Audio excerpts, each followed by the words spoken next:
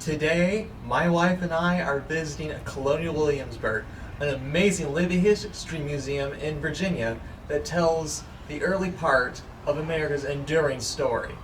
Come along with me and my wife as we explore a history buff's paradise. That's coming up next.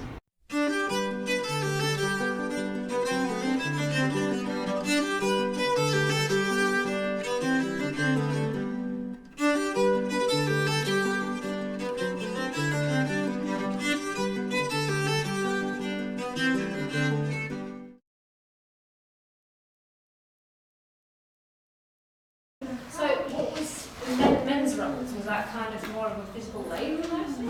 Actually, yeah. So you think about women build the homes, right?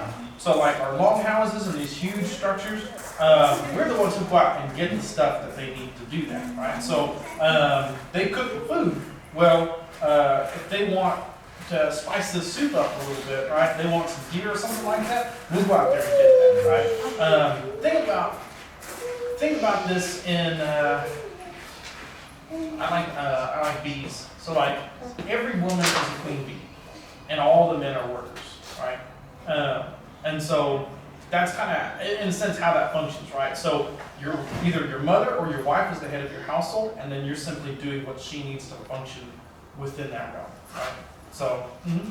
So matriarchal system as opposed to patriarchal. Yep. Wow. Most across the world, so most sedentary agricultural societies are typically matriarchal matrilineal.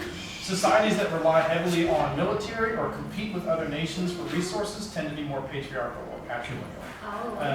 And so. That's interesting. Very interesting. I'm a bit jealous. I'm a bit jealous. So yeah. So sorry, you say in this particular area, it's Shawnee? Well, we're talking about, so like we're not in character. The local tribes around here are people like Pamunkeys, Monacans, Nottaways, Rappahannocks, traditionally like Paspaheghs, but they were all part of the Powhatan chiefdom. So The what chiefdom? the Powhatan chiefdom. Okay. So it's one of the very few governments in the Eastern Woodlands that are like an authoritarian, like an empire, right? So it's all these tribes under the control of one man through military force, right?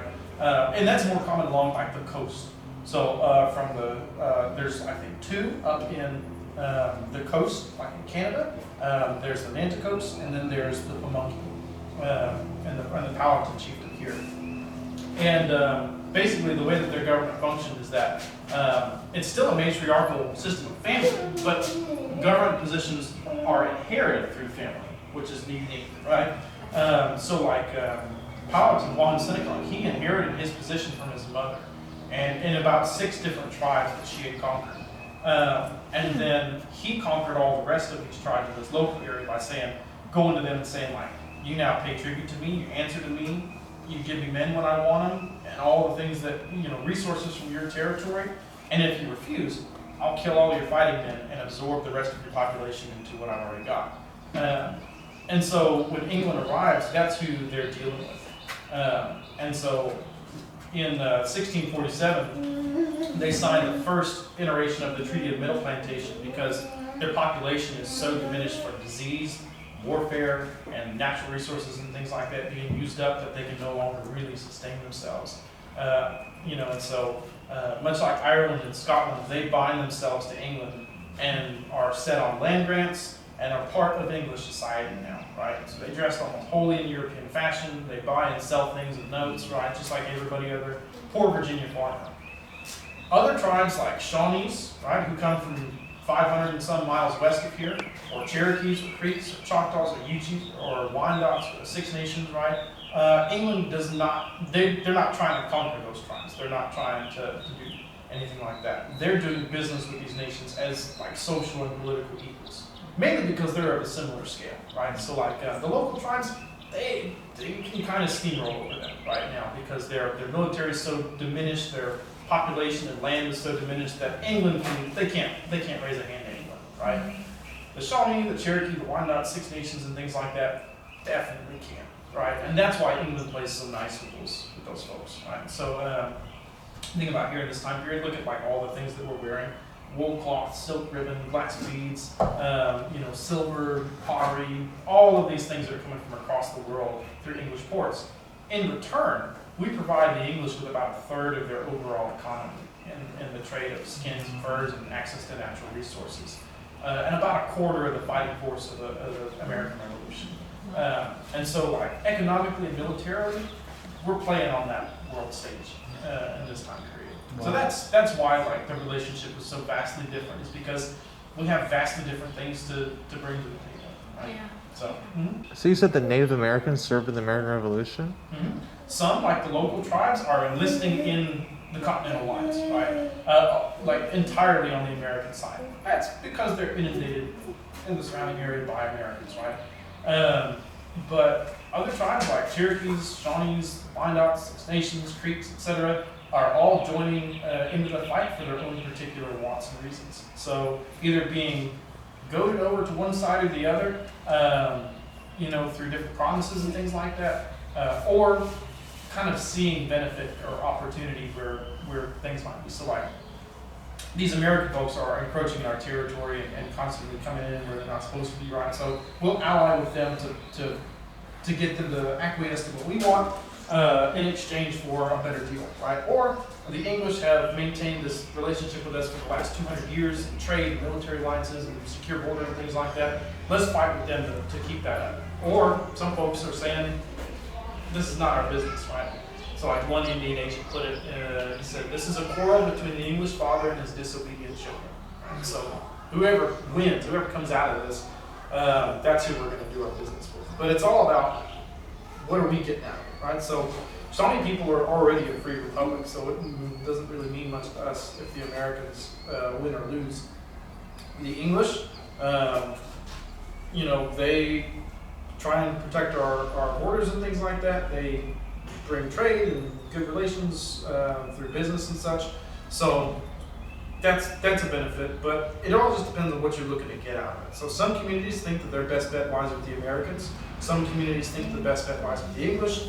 Some folks think that it's just kind of a squabble between a family unit, right? So that's all going to differ.